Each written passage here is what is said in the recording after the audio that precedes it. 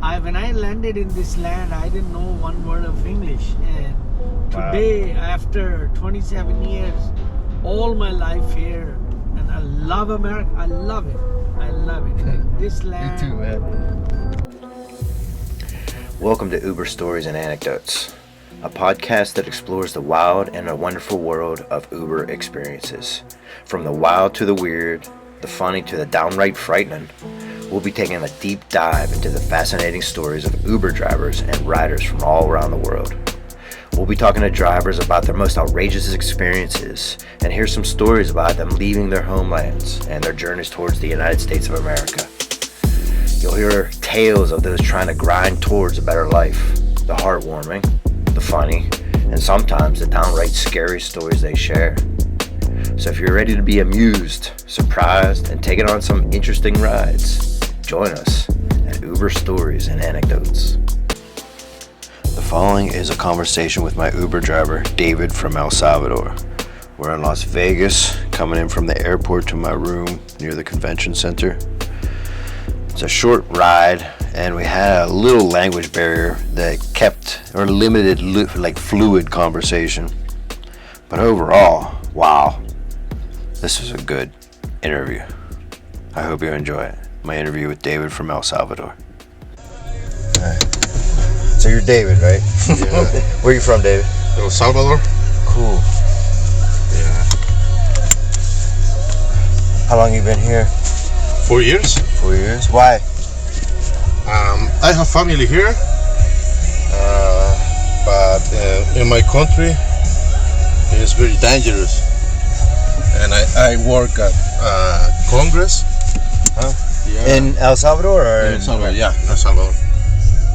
But for my work, it's political. It's political, and I receive threats. To get things done politically, threat. Sorry, Baba, my English is not good. It's fine. Yeah, I receive threats for my work. Like death threat or punishment threat or to like how? The gangs.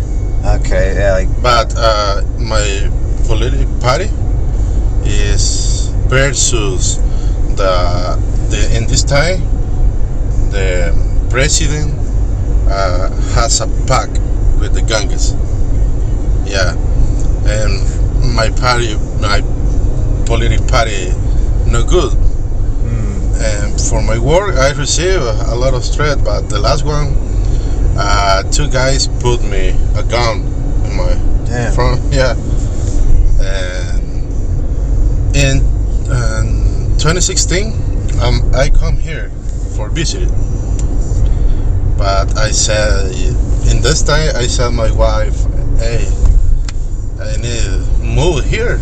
Is for safe, and I decided I come here for that reason. It's very hard, but we left everything. Yes. All life, we left house, good jobs. Yeah. My wife, she is a psychology. Okay. Yeah. She works too in the Congress. Oh wow. Yeah. Yes. Like Congress in Las Vegas or Congress in DC or in El Salvador. Okay. Yeah, in El Salvador. She still works with Congress in El Salvador, or did she leave that behind too? No more. No more. Yeah. Yeah. Why Las Vegas? I have family here. Okay. Yeah, it's nice. Here live my brother. Okay. Yeah. But right now, we ask for asylum. Okay. Yeah, here, but we stay until in the process. Yeah. When you were threatened and say gun to the head, like what did they want? The gang was it gangs or yeah? What did they say they wanted? Why did they want I no more working in the politics. Okay, because your party is different. That is in February. I don't know, in January, in beginning the month, but in last days, the February has a election in my country. Okay. Yeah. Oh, so And he said me, hey, you no more work in the politics. You know, well, okay. But you follow work, we kill you. wow. Yeah. No ask me money, no money, no. They Yeah, want I no more work in the politics. Is a certain party in the no politics altogether, or Yeah. was it against the president? Are you a opposite president? Yeah. Okay. Yes. But in this time, the politics in the government are bad with the gangas. So, It's bad. yeah, and I can see that. I hear that. The gang, I always hear MS-13. Is that the main gang down in MS-13, Maris Lucha 13? Is that a gang that's known in El Salvador? Yeah. We hear. Yeah. That's only. Are there more than one big gang? Are there many gangs, or? I should learn Spanish better. My son's taking it, so I should learn. Are there many gangas? Multiple. I could probably figure it out and translate.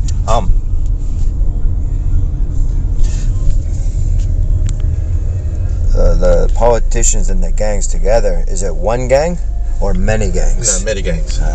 Yes, El Salvador has around 3 or 4 different gangs, but the more is 18, say, and the Mara Salvatrucha Yes. 13. Yes. 13. That's Yeah. the one I know. Yeah. Marla. Yeah. So 18 is biggest? Yeah. Huh? 18 and 13. Mara Salvatrucha 13 is the biggest. Okay. Two. Okay. Yeah.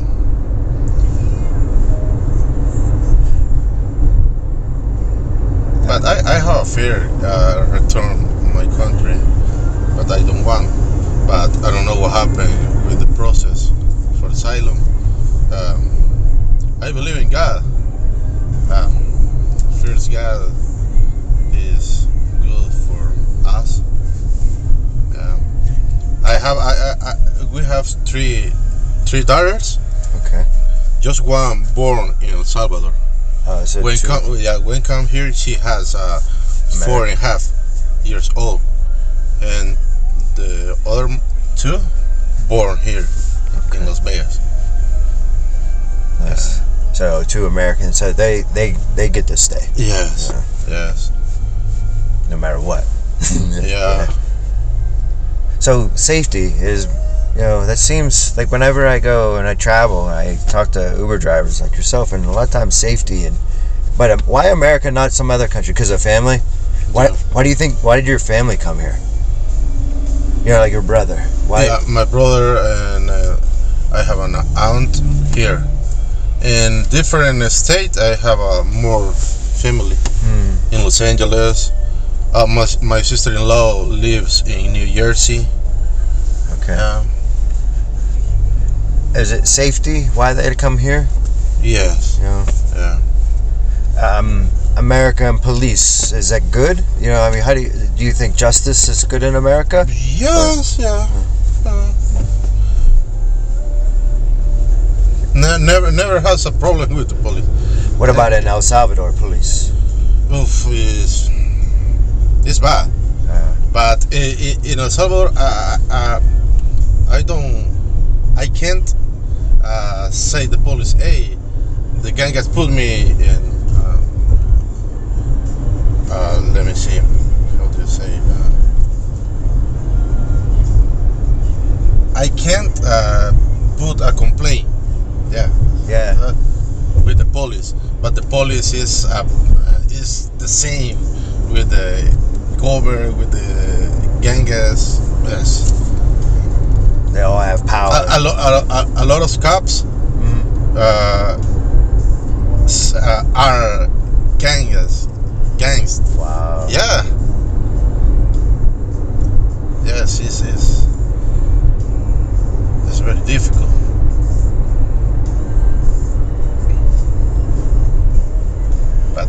begin at zero in this country. At zero. At zero? I begin at zero. We left everything in El Salvador. Good brother. Yeah. You stay with your brother when you came first, or Yeah. But 2 months. Yeah. Cool. Yeah. Do you? So you Uber drive? Do you do any other line of work, or? No. Okay. No. It's a main job. It's my main job. When I come here, my first work job is in a Mexican restaurant for 2 years and a half. Okay. Yeah.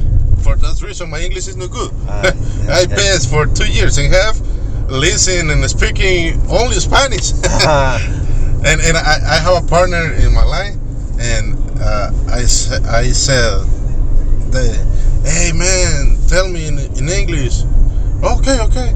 But the restaurant is very busy all the time, and forget English, only Spanish all the time. Oh my God! But I'm trying. I study right now. Yeah. My teacher said me, myself close my ear.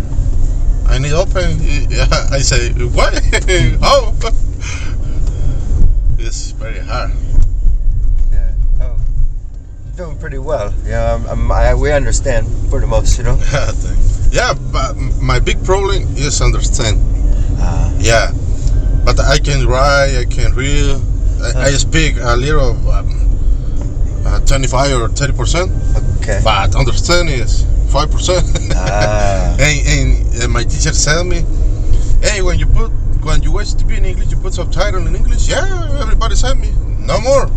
So what? Okay, when you put subtitle, you can read, right? Yeah. Okay, you read and you're probably listening.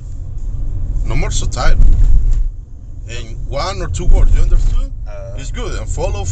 No more subtitle. Oh my God. Yes. Yeah, it's very hard, but I try it. I get you. Day for day.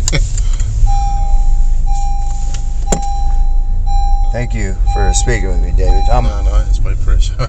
With your I try and spell it, but it's good. I don't have a podcast yet, but maybe, and I'm writing. Is it okay if I put this in something, like part of a conversation in a book or something? Yeah, don't worry. Thank you, sir. Yeah, no problem. And I have your full name, so. Okay. I think. Oh no, I just have David, but thank you. You're welcome. So that was my conversation with David. It blew me away and really made me want to understand El Salvador a little bit deeper. First thing I did was just scroll the internet, found some videos on YouTube, and found some statistics. And 2022 closed with 615 murders in El Salvador, and this is a reduction of 46% compared to 2021.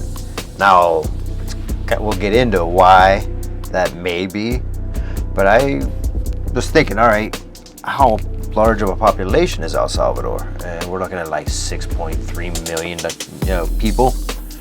So, and looking to see where they rank in terms of homicides around the world. And by far, on every site that I see, El Salvador ranks top of all countries in terms of murder rate per capita. And they usually publish by 100,000 inhabitants. And El Salvador tops the list, World Population Review. This is in 2017. It was 61.7. Now, with this new president who is being touted as the cool dictator, we're looking at 52.02. The cool dictator is Nayib Bukele, and we'll get to him in a second. But we're going from 61.7 per 100,000 to 52.2, still leading the world in terms of murder per capita, in terms of a country. Just to kind of compare in terms of size, I was like, okay, what city, what countries are comparable? I mean, Los Angeles has 10 million people. So, this is more looking at the size of Indiana or Missouri, somewhere around there. And when I really started thinking about comparing, my first thought was Chicago would be a good city. But really, Chicago doesn't even, it's not much of a blip in compared to the peak of El Salvadorian strife. I mean, we're like 630 homicides in a year. But I mean, the most comparable city that I found, St. Louis outdoes El Salvador in terms of homicide rate. St. Louis, Missouri, but Baltimore is about comparable to the good times of El Salvador. Like, we're looking at the 2022 murder rate where it's 52 per 100,000, and Baltimore is very comparable with 51.1. New Orleans is up there in St. Louis, but St. Louis is 69, so this is back. St. Louis, East St. Louis. And I was reading, what do they attribute to this? The high likelihood of violence is attributed to the parts of the city, such as East St. Louis, that experience conditions of increased likelihood, such as unsafe housing, failing economy, and poor school systems. This is the World Population Review. And I look at that, how is that? I remember watching the Griswold's family vacation going across the country, and Clark Griswold gets his tires taken as he pulls off into East St. Louis years ago. Same type of reputation, not murder, but crime, and unsafe housing and poor school system. How is that not changing? I think domestically we got to look at that. And people were leaving El Salvador to come to America. And St. Louis is far worse in terms of homicide rate. And just looking at other cities, Baltimore is the comparable, but if you look around the world, the top 5 cities, when I speak with people sometimes and talk about homicide rates and all that, a lot of people talk about Mexico and the drug cartels, and they don't necessarily pop up on as a country, it doesn't necessarily pop up on the list, but if you look at individual cities, the top 5 are all Mexico. 6 of the top 7. Tijuana, 134 per 100,000 citizens. It's just amazing, but it's just kind of a 1.7 million population as of 2019. Now that's Wikipedia, but I think it's a decent show of Tijuana, the cities. Now, remember talking about the cool dictator, President Nayib Bukele. He actually came after 2019. He came in after Salvador Sanchez Serene was running, and I think that's actually when David was accosted and threatened to get out of politics. It was when Serene was taking office back in 2014. But now this new guy, Nayib Bukele, really, he came into office. Now, one thing, he wants to bring employment to his country, and that helps. But he's touting that he's dropped 48% murder and homicide rate. Watching some videos like Vice and all that, basically what they are doing, and they're effectively waging war on their citizens, gang members. So it's 18th Street gang and MS-13 are the 2 prominent gangs, but gang members are now listed or seen as domestic terrorists. And watching some of these videos, essentially the country is effectively at war. They had a civil war, but now this is a war kind of eradicating the crime, just going in there. And the videos you see on Vice News, police officers dressed in black with guns coming in the middle of the night and just arresting suspected gang members. So the jails are filling up, but the homicides are going down. And watching it kind of freaks me out to think, the government is labeling its own citizens domestic terrorists, and that they can go in and arrest people in the middle of the night. I think of old socialists, like Stalinist or Ivan the Terrible and those things. But at what point does the government have a duty to do this? And I worry about some of the semantics you hear in politics. Which side are you on, and almost calling our own citizens, even in the United States, implying terrorism if you're not aligned with the government. A little sketchy there, but I think El Salvador definitely needs something like this at this point. But you know what? I remember President Trump talking about Chicago going in and sending in, I want to say, troops or martial law, something to that extent in Chicago. That's why I kind of went to Chicago first. But I mean, look at Baltimore. Look at St. Louis. There are cities that are actually more dangerous than Chicago. New Orleans is another one. New Orleans. You know, we have some domestic issues, and you know what bothers me is you hear things in terms of politics, and nothing is really looking to address the problem. It just causes more frustration. And defund the police was popular for a moment, until I guess even that side saw the stupidity. But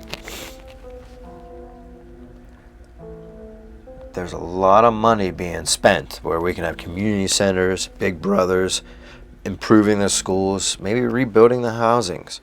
For a while, there was $80 billion was being quoted to solve homelessness. And yet, you know, $1.7 trillion package just got signed. Nothing to do with that. $80 billion, a drop of a bucket in trillions. So, all right. Off on a little tangent. I think I'm going to stop here. Looking forward to some more interviews. I'm heading to Tampa Bay next month, so stay tuned to Uber Stories and Anecdotes. And if you haven't, if you're here at this point, please subscribe. And I'm going to try and put on an episode once a week. Thanks for being here.